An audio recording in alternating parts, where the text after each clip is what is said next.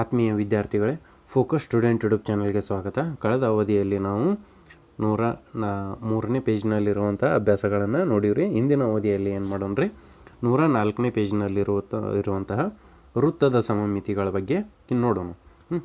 ಏನು ಕೊಟ್ಟಾರ ನೋಡ್ರಿ ಅವರ ವೃತ್ತದ ಸಮಮಿತಿಗಳು. ಇನ್ಕ ತನಕ ನಾವೇನು ಮಾಡಿದ್ದೀವಿ, ರೇಖಾ ಸಮಮಿತಿ ನೋಡಿದ್ದೀವಿ ರೀ, ಪರಿಭ್ರಮಣ ಸಮಮಿತಿ ನೋಡಿದ್ದೀವಿ, ಮತ್ತು ಸಮಮಿತಿ ಕೋನಗಳನ್ನು ಅಂತಾರೆ ಅದಕ್ಕೆ, ಮತ್ತು ಪ್ರತಿಫಲನ ಸಮಮಿತಿ ನೋಡಿದ್ದೀವಿ. ಈಗ ವೃತ್ತದ ಸಮಮಿತಿಗಳು ನೋಡೋಣ. ವೃತ್ತವು ಒಂದು ಅದ್ಭುತ ಚಿತ್ರ. ವೃತ್ತವನ್ನು ಅದರ ಕೇಂದ್ರದ ಸುತ್ತಲೂ ಪ್ರದಕ್ಷಿಣವಾಗಿ ತಿರುಗಿಸಿದಾಗ ಏನಾಗುತ್ತದೆ? ಅದು ತನ್ನೊಳಗೆ ಐಕ್ಯವಾಗುತ್ತದೆ. ತಿರುಗಿಸುವ ಕೋನ ಎಷ್ಟೇ ಇದ್ದರೂ ಅದು ಐಕ್ಯವಾಗುತ್ತದೆ. ಹಾಗಾಗಿ ಒಂದು ವೃತ್ತಕ್ಕೆ ಪ್ರತಿ ಕೋನಾರ್ಧ ಸಮಮಿತಿಗಳು ಕೋನಗಳಾಗಿರುತ್ತವೆ. ಅಂದ್ರೆ ಈ ರೀತಿಯಾಗಿ ಒಂದು ವೃತ್ತ ಐತಿ ಅಂತ ತಿಳ್ಕೊರಿ. ಈ ರೀತಿಯಾಗಿ ಒಂದು ವೃತ್ತ ಐತಿ, ಇದು ಕೇಂದ್ರ ಬಿಂದು ಐತಿ. ನಾವು ಇಲ್ಲಿಂದ ಸ್ಟಾರ್ಟ್ ಮಾಡಿದ್ದೀವಿ ಅಂತ ತಿಳ್ಕೊರಿ. ನೀವು ನುಸ್ತ 1 ಡಿಗ್ರಿ ತಿರ್ಸ್ರಿ ಅದನ್ನು. ಏನು ಹೇಳ್ರಿ, 1 ಡಿಗ್ರಿ ತಿರ್ಸಿರೂ ಅದು ಸೇಮ್ ಆಕೃತಿನ ಕಾಣ್ತೈತಿ. 2 ಡಿಗ್ರಿ ತಿರ್ಸಿರೂ ಸೇಮ್ ಆಕೃತಿ ಕಾಣ್ತೈತಿ. 3 ಡಿಗ್ರಿ ತಿರ್ಸಿರೂ ಇದು ಎಷ್ಟು ಸಲ ಆಕೈತಿ ಅಂದ್ರೆ ರೀ, ಟೋಟಲ್ ಇದ್ರೊಳಗೆ ಸಮಮಿತಿ ಅಂದ್ರೆ ಪರಿಭ್ರಮಣ ಕೋನಗಳು ಎಷ್ಟು ಅದಾವ ಅಂತಾರೆ. ಭ್ರಮಣ ಕೋನಗಳು ಎಷ್ಟು ಅದಾವ ಅಂದ್ರೆ ರೀ 360 ಡಿಗ್ರಿ ಅದಾವಂತ. 360 ಸಲನೂ ನಾವು ಇದನ್ನ ತಿರ್ಸಿದಾಗ ಏನಾಕತಿ, ಸೇಮ್ ಇದನ್ನ ಆಕೃತಿ ಬರ್ತೈತಿಲ್ರಿ, ಅದನ್ನ ಹೇಳತ್ತಾರ ಅವ್ರ. ಅಂದ್ರೆ ಪ್ರತಿ ಕೋನವು ಸಮಮಿತಿ ಕೋನಗಳಾಗಿರ್ತೈತಿ. ಅಂದ್ರೆ 1 ಡಿಗ್ರಿ 2 ಡಿಗ್ರಿ ಈ ರೀತಿಯಾಗಿ ಪ್ರತಿ ಕೋನವು ಸಮಮಿತಿ ಕೋನಗಳಾಗಿರ್ತೈತಿ ಅಂತಾರೆ. ನೋಡ್ರಿನ, ಈಗ ವೃತ್ತದ ಅಂಚಿನ ಮೇಲೆ ಒಂದು ಬಿಂದುವನ್ನು ತೆಗೆದುಕೊಳ್ಳಿ ಮತ್ತು ಅದನ್ನು ಕೇಂದ್ರಕ್ಕೆ ಸೇರಿಸಿ ಅದನ್ನು ವೃತ್ತದ ವ್ಯಾಸದುದ್ದಕ್ಕೂ ವೃದ್ಧಿಸಿ. ಆ ವ್ಯಾಸವು ಪ್ರತಿಫಲನ ಸಮಮಿತಿ ರೇಖೆಯಾಗಿದೆಯೇ? ಹೌದು, ಪ್ರತಿ ವ್ಯಾಸವು ಸಮಮಿತಿ ರೇಖೆಯಾಗಿರುತ್ತದೆ. ಈಗ ನಮಗೆ ಇಲ್ಲಿ ಏನು ಮಾಡ್ಯಾರ ಅವ್ರ, ಸಮಮಿತಿ ರೇಖೆಯನ್ನು ಕಂಡುಹಿಡಿದೈತಿ. ಸಮಮಿತಿ ರೇಖೆಯನ್ನು ಹೆಂಗೆ ಕಂಡುಹಿಡಿತೀರಂದ್ರೆ, ಈ ರೀತಿಯಾಗಿ ವೃತ್ತ ಐತಿ, ಇದು ವೃತ್ತ ಕೇಂದ್ರ ಆಕೈತಿ. ನಾವೇನು ಮಾಡೋಣ, ಇಲ್ಲಿ ಎಲ್ಲರೇ ಏನು ಮಾಡೋಣ್ರಿ, ದಾರ ಕಟ್ಟೋಣ. ಇಲ್ಲಿ ದಾರ ಕಟ್ಟಿ ನಾವು ಬಿಟ್ಟನೆ ತಿಳ್ಕೊರಿ. ಇದೇನಾಕೈತಿ, ವೃತ್ತ ಕೇಂದ್ರದ ಮೂಲಕ ಹಾದು ಹೋಕೈತಿ. ವೃತ್ತ ಕೇಂದ್ರದ ಮೂಲಕ ಹಾದು ಹೋಗಿ ಇಲ್ಲಿ ಪಾಸ್ ಆಕೈತಿ. ಇಲ್ಲಿ ಕೆಳಗೆ ಹತ್ತೈತಿ ರೀ. ಈ ಕೆಳಗೆ ಹತ್ತಿದ್ದೇನ, ಇದೇನು ಟೋಟಲ್ ಐತಿರಲ್ಲ, ಇದಕ್ಕೇನಂತೀವಿ ನಾವು, ವ್ಯಾಸ ಅಂತೀವಿ. ವ್ಯಾಸಕ್ಕೆ ನಾವೇನಂತೀವಿ, ರೇಖೀಯ ರೇಖೀಯ ಸಮಮಿತಿ ಅಂತೀವಿ. ಅದನ್ನ ಹೇಳೋರು ನೋಡ್ರಿ ಇಲ್ಲಿ. ಅದಕ್ಕೆ ಸಮಮಿತಿ ರೇಖೆಗಳು ರೇಖೆಯಾಗಿದೆ ಅಂತಾರೆ. ಇನ್ನು ಚಕ್ರದಂತೆ ಭ್ರಮಣ ಸಮಮಿತಿಯನ್ನು ಹೊಂದಿರುವ ಇತರ ವಸ್ತುಗಳನ್ನು ನಮ್ಮ ಸುತ್ತಲೂ ಕಾಣಬಹುದು. ಅವುಗಳನ್ನು ಕಂಡುಹಿಡಿಯಿರಿ. ಕೆಲವು ಇಲ್ಲಿ ತೋರಿಸಿದೆ. ಅಂದ್ರೆ ರೀ, ವೃತ್ತೀಯ ಆಕೃತಿಗಳು, ಭ್ರಮಣ ಸಮಮಿತಿಗಳು ಇರುವಂತಹ ಆಕೃತಿಗಳು ಭಾಳ ಅದಾವು. ಅವನ್ನೇನು ಮಾಡ್ರಿ, ಇಲ್ಲಿ ಕೊಟ್ಟಾರ ನೋಡ್ರಿ ಒಂದೆರಡು.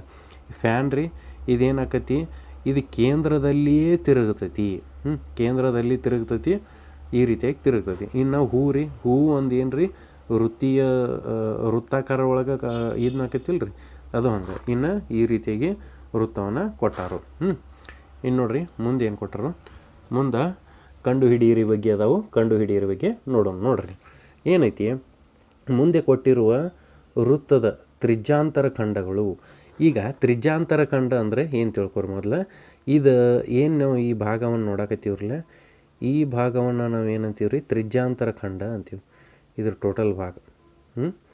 ಇದೊಂದು ಪಿಜ್ಜಾದೊಂದು ತುಣುಕಿ ಇರ್ತೈತಿಲ್ಲ, ಅದಕ್ಕೆ ತ್ರಿಜ್ಯಾಂತರ ಖಂಡ ಅಂತೀವಿ. ಅದು ತಿಳ್ಕೊರಿ. ಇನ್ನು ನೋಡ್ರಿ, ಮುಂದೆ ಕೊಟ್ಟಿರುವ ವೃತ್ತದ ತ್ರಿಜ್ಯಾಂತರ ಖಂಡ ಆಯ್ತು ರೀ, 3 ಸಮಮಿತಿ ಕೋನಗಳಿರುವಂತೆ. ಅಂದ್ರೆ ರೀ, ಇದಕ್ಕೆ ನಾವು ಏನು ಮಾಡ್ಬೇಕಾಗೈತಿ, ಬಣ್ಣ ತುಂಬಬೇಕಾಗೈತಿ. ಆ ಬಣ್ಣ ಹೆಂಗಿರ್ಬೇಕಂದ್ರೆ 3 ಸಮಮಿತಿ ಕೋನಗಳು ಉಂಟಾಗಬೇಕು. ನಾವು ಮೊದಲು ನೋಡಿದ್ದೀವಿ ತ್ರಿಜ್ಯೀಯ ಸಮಮಿತಿ ಕೋನಗಳು, ಮತ್ತು ಇದನ್ನ ಈ ರೀತಿಯಾಗಿ ತಯಾರು ಮಾಡಿದ್ರು ಗೊತ್ತೈತ್ರಿ ಅವರ. ಈ ರೀತಿಯಾಗಿ ತಯಾರು ಮಾಡಿದ್ರು. 3 ಸಮಮಿತಿ ಕೋನಗಳು ಈ ರೀತಿಯಾಗಿದ್ದು ರೀ. ಹಂಗೆ ನಾವು ಇಲ್ಲಿ ಬಣ್ಣ ತುಂಬುವುದರ ಮೂಲಕ ನಾವು ಇದನ್ನು ಕಂಡುಹಿಡಿಬೇಕಾಗೈತಿ. ನೋಡ್ರಿ, ಇಲ್ಲಿ ಹೆಂಗೆ ಕಂಡುಹಿಡಿಬೋದು ಅಂತ.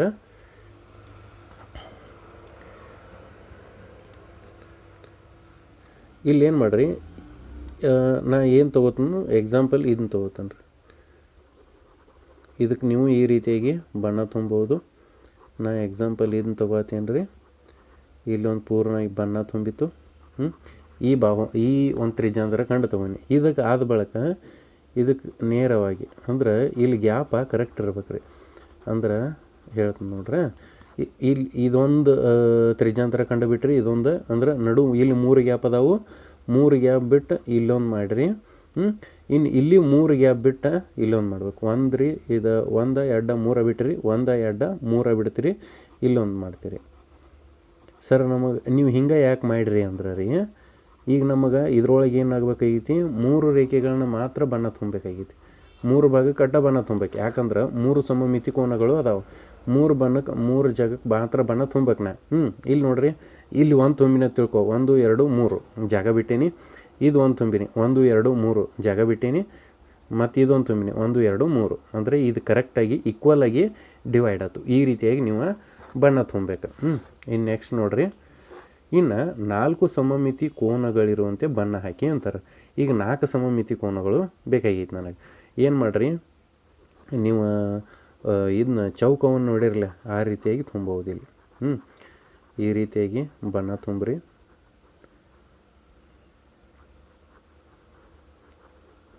ಈ ಭಾಗಕ್ಕೆ ಒಂದು ಬಣ್ಣ ತುಂಬಿರಿ, ಇದ್ರದ ಅಪೋಸಿಟ್ ಒಂದು ಭಾಗ ಬಣ್ಣ ತುಂಬ್ರಿ. ಇದರ ಅಪೋಸಿಟ್ ಬಣ್ಣ ತುಂಬ್ರಿ. ಇನ್ನು ನೆಕ್ಸ್ಟ್ ಏನು ಮಾಡ್ತೀರಿ ನೋಡ್ರಿ, ಈಗ ಇಲ್ಲಿ ಟೋಟಲ್ ಈಚೆ ಕಡೆ ಎಷ್ಟು ಉಳಿದ್ರಿ, 1 2 3 4 5 ಉಳ್ದಾವೆ. 5 ಅಂದ್ರೆ ಏನು ಮಾಡ್ತಾನೆ, ಈಚೆ ಕಡೆಯಿಂದ 2 ಬಿಡ್ತಾನೆ, ಈಚೆ ಕಡೆಯಿಂದ 2 ಬಿಡ್ತಾನೆ, ಇಲ್ಲೇ ಅಂತ ತುಂಬ್ತಾನೆ ರೀ. ಈ ರೀತಿಯಾಗಿ ತುಂಬೋದು ನೋಡ್ರಿ. ಈ ರೀತಿಯಾಗಿ ತುಂಬಿನಿ. ಇನ್ನು ಇದ್ರದ್ದು ಅಪೋಸಿಟ್ ಸೇಮ್ ತುಂಬಿಡ್ರಿ. ಇಲ್ಲೇನದು 4 ಸಮಮಿತಿ ಕೋನಗಳು ಅದು ನೋಡ್ರಿ. 4 ಸಮಮಿತಿ ಅದು ಇಲ್ಲ, ಎಲ್ಲ ಕಡೆ ಸೇಮ್ ಗ್ಯಾಪ್ ಬಿಟ್ಟೇನ್ರನ್ನ ಈ ರೀತಿಯಾಗಿ ನೀವು ತುಂಬೋದು. ಮುಂದೆ ನೋಡ್ರಿ, ತ್ರಿಜ್ಯಾಂತರ ಖಂಡಗಳಿಗೆ ವಿವಿಧ ರೀತಿಯಲ್ಲಿ ಬಣ್ಣ ಹಾಕುವುದರಿಂದ ಎಷ್ಟು ಸಮಮಿತಿ ಕೋನಗಳು ದೊರೆಯುತ್ತವೆ ಅಂದ್ರೆ ದೊರೆಯುವ ಸಾಧ್ಯತೆ. ಈಗ ಒಂದು ವೃತ್ತೀಯ ಸಮಮಿತಿ ತಗೋರಿ. ವೃತ್ತೀಯ ಸಮಮಿತಿ ಒಳಗೆ ಎಷ್ಟು ತ್ರಿಜ್ಯಾಂತರ ಖಂಡಗಳಿಗೆ ನಾವು ಇನ್ನೂ ಬಣ್ಣ ಹಾಕ್ಬೋದು ಅಂತ ಹೇಳ್ಯಾರ. ನೋಡ್ರಿ, ಇಲ್ಲಿ ನಾವು ಏನು ಮಾಡೋಣ, ಈಗ ಇದೀಗ ನಾವೇನು ನೋಡಿದೀವಿ ರೀ, ಇಲ್ಲಿ 3 ಐತಿ, ಇಲ್ಲಿ 4 ಆಯ್ತು. ನಾವು ಇನ್ನು 2 ಸಮಮಿತಿ ಕೋನಗಳು ಅಂತ ಮಾಡ್ಬೋದು ರೀ. 2 ಸಮಮಿತಿ ಕೋನ ಅಂತ ಮಾಡ್ಬೋದು. ಸಮಮಿತಿ ಕೋನಗಳು 2 ಸಮಮಿತಿ ಕೋನಗಳು ಮಾಡ್ಬೋದು. ನೋಡ್ರಿ ಹೆಂಗೆ ಮಾಡ್ಬೋದು ಅಂತ. ಇಲ್ಲಿ ಏನು ಮಾಡೋಣ, ಇಲ್ಲೊಂದು ಬಣ್ಣ ತುಂಬೋಣ್ರಿ. ಇಲ್ಲಿ ಈ ರೀತಿಯಾಗಿ ಬಣ್ಣ ತುಂಬಿದ್ದೀವಿ.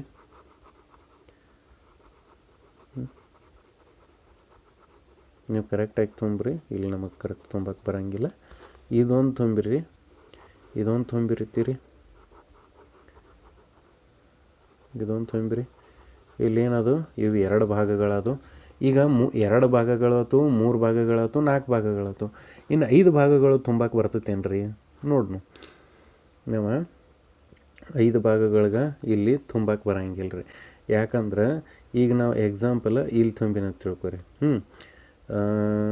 ಈಗ ಎಕ್ಸಾಂಪಲ್ ಇಲ್ಲಿ ತುಂಬಿನಿ, ಇದ್ರದ್ದು ಅಪೋಸಿಟ್ ತುಂಬಕ್ಕೆ ಬರೋಂಗಿಲ್ಲ. ಇದ್ರದ್ದು ಅಪೋಸಿಟ್ ಒಂದು ಬಿಡೋಣ್ರಿ. ಇಲ್ಲೊಂದು ತುಂಬೋನು ಸರ್ ರಫಾಗಿ ಹೇಳತ್ತೇನ್ರ ತುಂಬಕತ್ತಿಲ್ಲ. ಇಲ್ಲೊಂದು ತುಂಬಿದು ಅಂದ್ರೆ ಇಲ್ಲಿ ಒಂದು ಜಾಗ ಬಿಟ್ಟೇನ್ರಿ, ಇಲ್ಲಿ ಒಂದು ಜಾಗ ಬಿಟ್ಟು ಇಲ್ಲಿ ಒಂದು ತುಂಬಬೇಕಾಕೈತಿ, ಇಲ್ಲಿ ಒಂದು ಜಾಗ ಬಿಟ್ಟು ಇಲ್ಲೊಂದು ತುಂಬಬೇಕಾಕೈತಿ. ಈಗ ನೋಡ್ರಿ, ಈಗ ಇಲ್ಲಿ ಒಂದು ಜಾಗ ಬಿಟ್ಟು ಇಲ್ಲಿ ತುಂಬಿದಂದ್ರೂ ಅದು ನಡೆಯಂಗಿಲ್ಲ, ಇದು ಒಂದು ಜಾಗ ಬಿಟ್ಟು ಇಲ್ಲಿ ತುಂಬಿದಂದ್ರೂ ಅದನ್ನು ನಡೆಯಂಗಿಲ್ಲ ರೀ. ಇಲ್ಲಿ 2 ಭಾಗಗಳು ಉಳ್ಯಾಕತ್ತಾವು, ಅದ್ರ ಸಂಬಂಧ 5ನ್ನ ನಾ ತುಂಬಕ್ಕೆ ಬರೋಂಗಿಲ್ಲ. ಹಂಗಾರೆ 6 ಬರ್ತೈತೆ ಅಂತ ನೋಡ್ರಿ. ಇದನ್ನು ತುಂಬೋದ್ರಿ. ಇದು ಟೋಟಲ್ ಎಷ್ಟು ಅದಾವೆ, 1 2 3 4 5 6 7 8 9 10 11 12 ಅದಾವೆ. 12ರ ಅರ್ಧ 6 ಆಕೈತೆ ರೀ. 6 ಆಕೈತೆ ಅಂದ್ರೆ ನಾ ಇದನ್ನ ತುಂಬೋದು ನೋಡ್ರಿ. ಇಲ್ಲಿ ಈ ರೀತಿಯಾಗಿ ನೀವು ತುಂಬೋದು. ಇದನ್ನು ಈ ರೀತಿಯಾಗಿ ತುಂಬಿರಿ. ಇನ್ನು ಇದರ ಅರ್ಧ ಏನಾಕೈತಿ, ಇದು ಬೇಡ. ಇನ್ನು ಏನು ಮಾಡಿರಿ, ನಾವು ಇಲ್ಲಿ ಒಂದು ತುಂಬಿಬಿಡ್ನು. ಇದೊಂದು ಇದರ ಅಪೋಸಿಟ, ಇವೆರಡು ಅಪೋಸಿಟ ತುಂಬಿಟ್ರೆ ಕರೆಕ್ಟ್ ಆಕೈತಿ. ಇಲ್ಲಿ ನೋಡ್ರಿ, ಇಲ್ಲಿ ತುಂಬಿಡ್ನು. ಈ ರೀತಿಯಾಗಿ ನೀವು ಅಪೋಸಿಟ್ ತುಂಬೋದು. ನಾವು 5 ತುಂಬಕ್ಕೆ ಬರೋಂಗಿಲ್ಲ ರೀ. 5 ಯಾಕಂದ್ರೆ ಕರೆಕ್ಟ್ ಆಗಂಗಿಲ್ಲ, ಅದ 5 ಕರೆಕ್ಟಾಗಿ ತುಂಬಕ್ಕೆ ಬರೋಂಗಿಲ್ಲ. ನೀವು ಈ ರೀತಿಯಾಗಿ ಮಾಡಿರಿ. ಇದನ್ನು ತುಂಬೋದು, ಇದನ್ನು ತುಂಬೋದು ರೀ. ಇದ್ರ ಅಪೋಸಿಟ್ಟು ತುಂಬ್ಕೊರಿ. ಇದ್ರದ್ದು ಅಪೋಸಿಟ್ ಇದೈತಿ, ಇಲ್ಲಿ ತುಂಬಬಹುದು ರೀ ನೀವು. ನೋಡಿರಿ, ಇನ್ನು ಇದರ ಅಪೋಸಿಟ್ ಇದೈತಿ, ಇದನ್ನು ತುಂಬೋದು.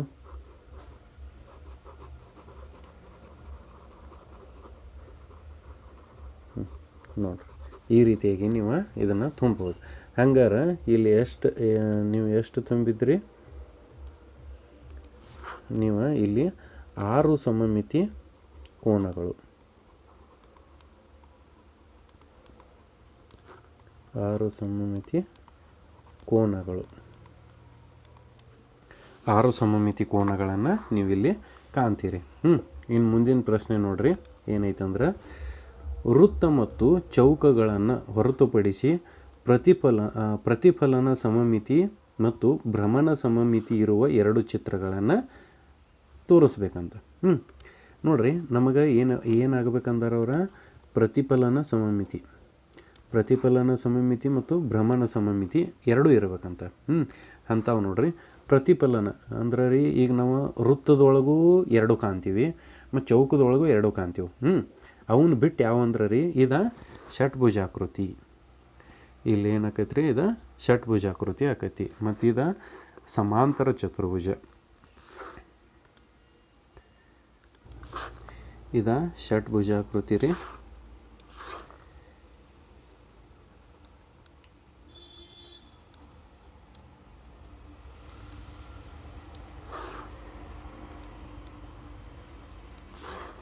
ಷಟ್ಭುಜಾಕೃತಿ, ಇದು ಸಮಾಂತರ ಚತುರ್ಭುಜ, ಸಮಾಂತರ ತ್ರಿಭುಜ.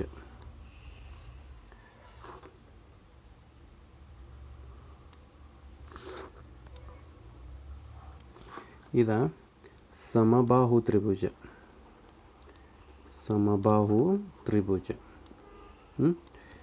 ಇವೆರಡು ಚಿತ್ರಗಳ ಒಳಗೆ ನಾವೇನು ನೋಡ್ಬೋದು? ಪ್ರತಿಫಲನ ಸಮಮಿತಿನೂ ನೋಡ್ಬೋದು, ಭ್ರಮಣ ಸಮಮಿತಿನೂ ನೋಡ್ಬೋದು. ಹೆಂಗಂತ ನೋಡ್ರಿ.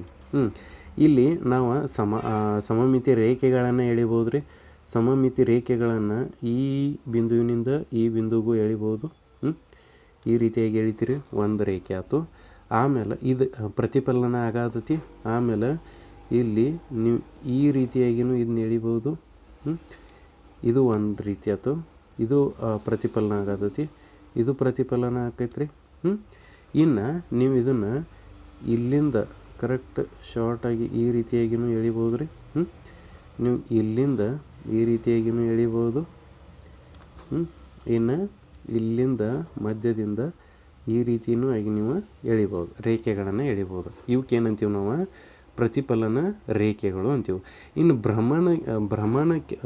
ಭ್ರಮಣ ಸಮಮಿತಿ ಹೆಂಗೆ ಆಕೈತ್ರಿ ಅಂತ ಎಕ್ಸಾಂಪಲ್, ಇದನ್ನು ಎ ಅಂತ ತೊಗೊಂಡ್ರೆ ಇದನ್ನು ತಿರುಗಿಸಿದಾಗ ಇಲ್ಲಿ ಬರ್ತೈತ್ರಿ, ಅದು ಎ. ಆಮೇಲೆ ಇಲ್ಲಿ ಬರ್ತೈತಿ, ಆಮೇಲೆ ಇಲ್ಲಿ ಇಲ್ಲಿ ಇಲ್ಲಿ ಇಲ್ಲಿ ಈ ರೀತಿಯಾಗಿ ಬರ್ಕೋತ ಹೋಗ್ತೈತಿ.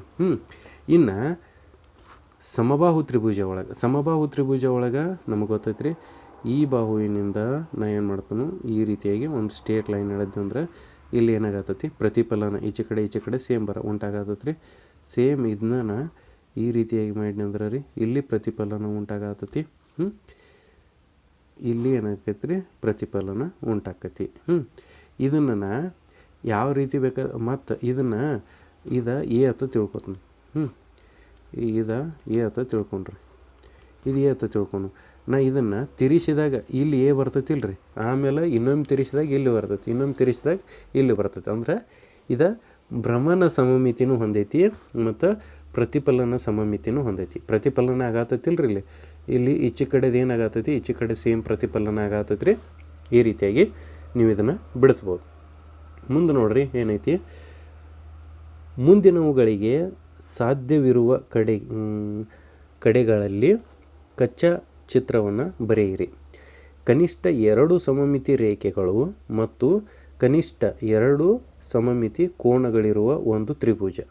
ನೋಡ್ರಿ, ನಮಗೆ ಕನಿಷ್ಠ ಇಲ್ಲ ಅಂದ್ರೂ ಏನಿರಬೇಕು, 2 ಸಮಮಿತಿ ರೇಖೆಗಳು ಮತ್ತು 2 ಸಮಮಿತಿ ಕೋನಗಳು ಇರಬೇಕು. ಕನಿಷ್ಠ ಅಂದ್ರೆ ನೀವು ಮಿನಿಮಮ್ 2 ಸಮಮಿತಿ ರೇಖೆಗಳಿರಬೇಕು, 2 ಸಮಮಿತಿ ಕೋನಗಳಿರಬೇಕು. ನಾವು ಸಮಮಿತಿ ರೇಖೆಗಳು ಹೆಂಗೆ ಎಳಿತೀವಿ ರೀ? ಇದು ಏನು ರೀ? ಸಮಾಂತರ ಸಮಬಾಹು ತ್ರಿಭುಜ ರೀ.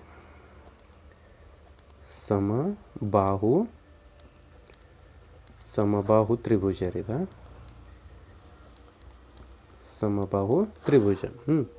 ಇಲ್ಲಿ ಏನಾಕೈತೆ ರೀ? ಈ ಬಿಂದುವಿನಿಂದ ಈ ರೀತಿಯಾಗಿ ನೀವು ಸಮರೇಖೆಯನ್ನು ಎಳಿತೀರಿ, ಸಮಾಂತರ ಅಥವಾ ಪ್ರತಿಫಲನ ಅನ್ನಬಹುದು. ಈ ರೀತಿಯಾಗಿ ಇಲ್ಲಿ ಪ್ರತಿಫಲನ ಆಗತೈತಿ. ಅಂದರೆ ಈಚೆ ಕಡೆ ಏನೈತಿಲ್ಲ, ಈಚೆ ಕಡೆನೂ ಅದು ಮೂಡ್ತೈತಿ.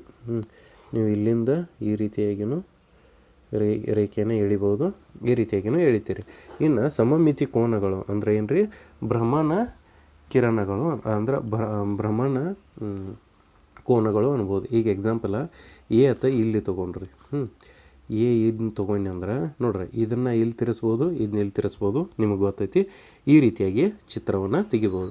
ಇನ್ನೊಂದು ಏನು ಕನ್ಫ್ಯೂಷನ್ ಆಗಬೇಡ್ರಿ, ಸಮಮಿತಿ ಕೋನಗಳು ಅಂದರೆ ಏನು ರೀ ಅಂದ್ರೆ ರೀ, ಇದನ್ನ ಭ್ರಮಣ ಕೋನ ಅಂದಂಗೆ.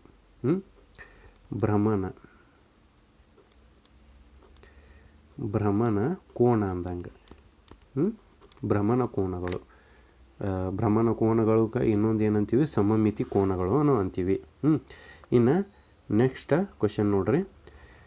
ಬಿ, ಒಂದು ಸಮಮಿತಿ ರೇಖೆಯನ್ನು ಮಾತ್ರ ಹೊಂದಿರುವ ಆದರೆ ಭ್ರಮಣ ಸಮಮಿತಿಯನ್ನು ಹೊಂದಿಲ್ಲದ ಒಂದು ತ್ರಿಭುಜ ಅಂತ ಅಂತಾರೆ.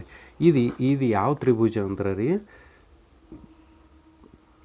ಸಮದ್ವಿಬಾಹು ತ್ರಿಭುಜ ರೀ. ಇದು ಸಮದ್ವಿಬಾಹು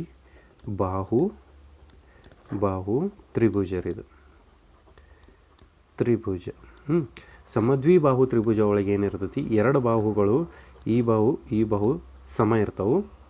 3ನೇ ಬಾಹು ಏನಿರ್ತೈತಿ ಅದು ಚೇಂಜ್ ಇರ್ತೈತಿ. ಅದು ಹೆಂಗಂತ ನೋಡ್ರಿ. ನೀವು ಇಲ್ಲಿ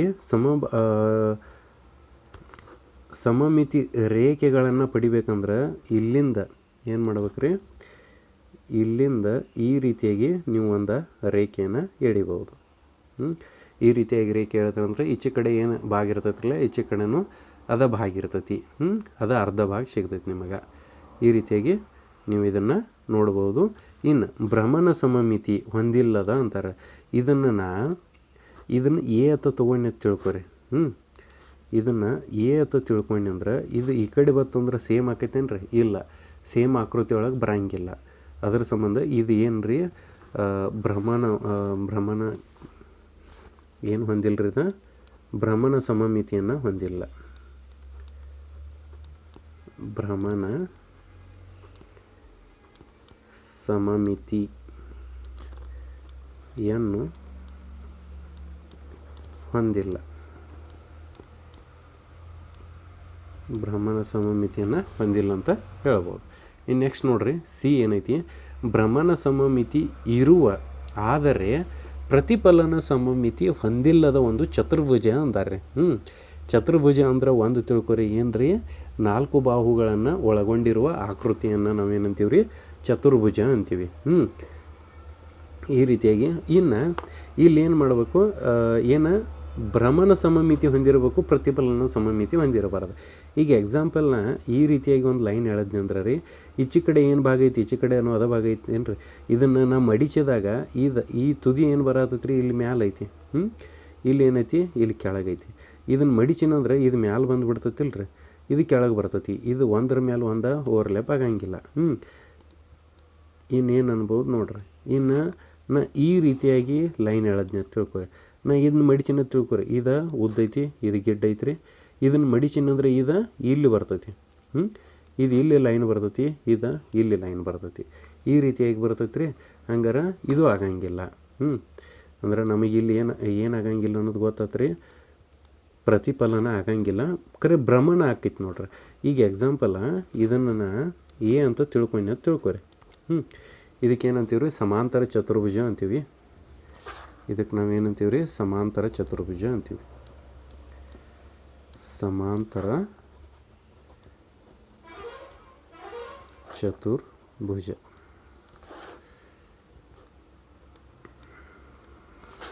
ಸಮಾಂತರ ಚತುರ್ಭುಜ ಅಂತೀವಿ. ಸಮಾಂತರ ಚತುರ್ಭುಜ ಅಂತೀವಿ. ಇನ್ನು ಇಲ್ಲಿ ಪರಿಭ್ರಮಣ ಸಮಮಿತಿ ಹೊಂದೈತಿ. ಹೆಂಗಂದ್ರೆ ಇಲ್ಲಿ ಐತೆ ತಿಳ್ಕೊರಿ, ಇದನ್ನು ನಾ 90 ಡಿಗ್ರಿ ತಿರ್ಸಿನಂದ್ರೆ ಇದೇನಾಕೈತಿ ಈಚೆ ಕಡೆ ಬರ್ತೈತೆ ರೀ. ಈಗ ಎಕ್ಸಾಂಪಲ್ ನೋಡ್ರಿ, ಇದು ಈ ರೀತಿಯಾಗಿ ಐತಿ. ನಾ ಇದನ್ನು ಈ ರೀತಿ ತಿರ್ಸಿನಿ. ಸೇಮ್ ಅದು ಆ್ಯಸ್ ಇಟ್ ಈಸ್ ಹೆಂಗಿತ್ತಿರಲಿಲ್ಲ ಹಂಗಾರೆ ಬರಲಿಲ್ಲ. ಬಟ್ ಈಗ ನೋಡ್ರಿ, ಈಗ ಬಂತು. ನಾ ಇಲ್ಲಿ ಹಿಡಿದು ತಿರ್ಸಾತಿದ್ನಿ, ಅದು ಕರ್ಸರ್ ಏನೈತಿರಲ್ಲ ಅದು ನೋಡ್ರಿ. ನಾ ಈ ಬಿಂದು ಇಲ್ಲೈತಿ, ಆ ಬಿಂದು ಅಲ್ಲೈತಿ. ಅಂದ್ರೆ 180 ಡಿಗ್ರಿಗೆ ಅದೇನಾಗತ್ತೈತಿ, ಒಂದು ಪರಿಭ್ರಮಣ ಕೋನವನ್ನು ಹೊಂದೈತಿ. ಹಂಗಾರೆ ಇದು ಎಷ್ಟು ರೀ, 180 ಡಿಗ್ರಿಗೆ ಒಂದು ಪರಿಭ್ರಮಣ ಕೋನವನ್ನು ಹೊಂದೈತಿ. ಹಂಗಾರೆ ಟೋಟಲ್ 2 ಪರಿಭ್ರಮಣ ಕೋನವನ್ನು ಹೊಂದೈತಿ. ಎಟ್ರಿ, 180 ಡಿಗ್ರಿಗೆ ಒಂದು, 360 ಡಿಗ್ರಿಗೆ ಒಂದು. ಇದನ್ನು ಬರಲಿಲ್ಲ ನಡೀತೈತಿ. ಓಕೆ, ಇನ್ನು ನೋಡ್ರಿ, ಇನ್ನೇನಾಕೈತಿ, ಪ್ರತಿಫಲನ ಸಮಮಿತಿ ಇರುವ ಆದರೆ ಭ್ರಮಣ ಸಮಮಿತಿ ಇಲ್ಲದ ಒಂದು ಚತುರ್ಭುಜ ಅಂತಾರೆ. ಅಂದ್ರೆ ರೀ ಇಲ್ಲಿ ಪ್ರತಿಫಲನ ಸಮಮಿತಿ ಇರಬೇಕು, ಆದರೆ ಏನು ರೀ ಭ್ರಮಣ ಸಮಮಿತಿ ಇರಬಾರ್ದು ಅಂತ ಅನ್ನತ್ತಾರ ಅವರು. ಈಗ ಎಕ್ಸಾಂಪಲ, ಈಗ ನಾ ಈ ರೀತಿಯಾಗಿ ಒಂದು ಪ್ರತಿಫಲನ ರೇಖೆಯನ್ನು ಎಳೆದ್ನಿ ಅಂತ ತಿಳ್ಕೊರಿ. ಸಮಮಿತಿ ರೇಖೆಯನ್ನು ಎಳೆದ್ನಿ ಅಂದ್ರೆ ಈಗ ನೋಡ್ರಿ, ಈಚೆ ಕಡೆ ಸಣ್ಣ ಬಾವು ಐತಿ, ಈಚೆ ಕಡೆ ದೊಡ್ಡ ಬಾವು ಐತಿ. ಇದ್ರೆ ಆಗಂಗಿಲ್ಲ. ಇದನ್ನ ಬಿಟ್ಬಿಡ್ರಿ. ಅದ ಒಂದು ವೇಳೆ ನಾ ಹಿಂಗೆ ಲಂಬವಾಗಿ ಎಳೆದ್ನಿ ಅಂದ್ರೆ ರೀ, ಈಗ ಈಚೆ ಕಡೆ ಏನು ಭಾಗ ಐತಿ, ಈಚೆ ಕಡೆ ಅದು ಭಾಗ ಐತ್ರಿ. ಹಂಗಾರೆ ನಾವು ಪ್ರತಿಫಲನ ಸಮಮಿತಿಯನ್ನು ಎಳಿಬಹುದು. ಇನ್ನು ಭ್ರಮಣ ಸಮಮಿತಿ ಇರಂಗಿಲ್ಲ ಅಂತಾರೆ. ಭ್ರಮಣ ಸಮಮಿತಿ ಯಾಕೆ ಇರಂಗಿಲ್ಲ ಅಂದ್ರೆ ರೀ, ಎಕ್ಸಾಂಪಲ್ ಇದು ಎ ಅಂತ ತಿಳ್ಕೊನು. ಎ ಅಂತ ತಿಳ್ಕೊಂಡಾದ ಬಳಿಕ ಇದನ್ನ ತಿರುವನು ರೀ. ಈಗ ಎಕ್ಸಾಂಪಲ್ ಇಲ್ಲಿ ಎ ಐತಿ, ಎ ಬಿಂದುವಿನಿಂದ ತಿರುವಾತೇನ. ಈಗ ಇದು ಇಲ್ಲಿ ಬತ್ರಿ, ಸೇಮ್ ಬೈತೇನೆ ಆಕೃತಿ ಇಲ್ಲ. ಇದು ಈಗರೆ ಸೇಮ್ ಬತ್ತೇನ್ರಿ, 180 ಡಿಗ್ರಿ ತಿರುವಿನ ಅದು ಸೇಮ್ ಬತ್ತು ಇಲ್ಲ. ಆಮೇಲೆ 270 ಡಿಗ್ರಿ ತಿರುವಿನಿ ಸೇಮ್ ಬತ್ತು ಇಲ್ಲ. ಆಮೇಲೆ ಎಟ್ರಿ 360 ಡಿಗ್ರಿ ತಿರುವಿನ ರೀ ಸೇಮ್ ಬತ್ತು ರೀ. ಸೇಮ್ ಬತ್ತು. ಅಂದ್ರೆ ನಾವು ಒಂದು ಕಂಡೀಷನ್ ನೋಡಿದ್ದೀವಿ, 360 ಡಿಗ್ರಿ ತಿರುಗಿತಂದ್ರೆ ಅದು ಏನಾಗಂಗಿಲ್ಲ, ಭ್ರಮಣ ಸಮಮಿತಿ ಇರಂಗಿಲ್ಲ ರೀ. ನಾವು ಈ ರೀತಿಯಾಗಿ ನೀವು ಕಚ್ಚಾ ಆಕೃತಿಗಳನ್ನು ತೆಗಿಬೋದು. ಇನ್ನೂ ಯಾರು ಚಾನಲ್ನ ಸಬ್ಸ್ಕ್ರೈಬ್ ಮಾಡಿಲ್ಲ ಸಬ್ಸ್ಕ್ರೈಬ್ ಮಾಡಿರಿ. ಸಬ್ಸ್ಕ್ರೈಬ್ ಮಾಡೋದ್ರಿಂದ ಹೊಸ ಹೊಸ ವೀಡಿಯೋಗಳು ದೊರೀತಾವೆ. ಆಗ ನಿಮ್ಗೆ ಹೊಸ ವೀಡಿಯೋಗಳ ನಾವು ಹಾಕಿದ್ದೀವಿ ಅಂದ್ರೆ ನಿಮ್ಗೆ ಫಸ್ಟ್ ಲಿಂಕ್ ಬರ್ತೈತೆ. ಇನ್ನೇನು ರೀ, ಡಿಸ್ಕ್ರಿಪ್ಷನ್ ಬಾಕ್ಸ್ ಒಳಗೆ ಲಿಂಕ್ ಕೊಟ್ಟಿರ್ತೀನಿ, ಪ್ರೀವಿಯಸ್ ವಿಡಿಯೋ ಅಂತೂ ನೆಕ್ಸ್ಟ್ ವಿಡಿಯೋ ಅಂತ. ಅದನ್ನು ಒತ್ತುವುದರ ಮೂಲಕ ಇದರ ಮುಂದಿನ ಇದ್ರ ಹಿಂದಿನ ವಿಡಿಯೋಗಳನ್ನು ನೋಡಬಹುದು. ಹಾಗೆಯೇ ಏನು ರೀ, ಕಮೆಂಟ್ ಬಾಕ್ಸ್ ಒಳಗೆ ಇದ್ರದ್ದು ಪೂರ ಇಡೀ ಪಾಠದ್ದೆಲ್ಲ ಲಿಂಕ್ ಹಾಕಿರೋದು. ಅದನ್ನು ಒತ್ತುವುದ್ರ ಮೂಲಕ ನೀವು ಇಡೀ ಆ ಪಾಠ ಒಳಗೆ ಎಷ್ಟು ಲಿಂಕ್ ಎಷ್ಟು ವಿಡಿಯೋ ಇದ್ದಿರಲ್ಲ ಅವೆಲ್ಲ ಅಲ್ಲಿ ತೋರಿಸ್ತೈತೆ ರೀ. ಮತ್ತು ನೆಕ್ಸ್ಟ್ ಪಾಠದ್ದು 0ಇಂದ ಮತ್ತೊಂದು ಬದಿ ಇದ್ರಲ್ಲ ಅದರದ್ದು ಪ್ಲೇ ಲಿಸ್ಟ್ ಎಲ್ಲ ತಯಾರಾಗೈತಿ. ವಿಡಿಯೋ ಆಲ್ರೆಡಿ ಎಲ್ಲ ಅಪ್ಲೋಡ್ ಆಗ್ಯಾವ್ರಿ, ಅದನ್ನು ನೋಡಿರಿ. ಧನ್ಯವಾದ.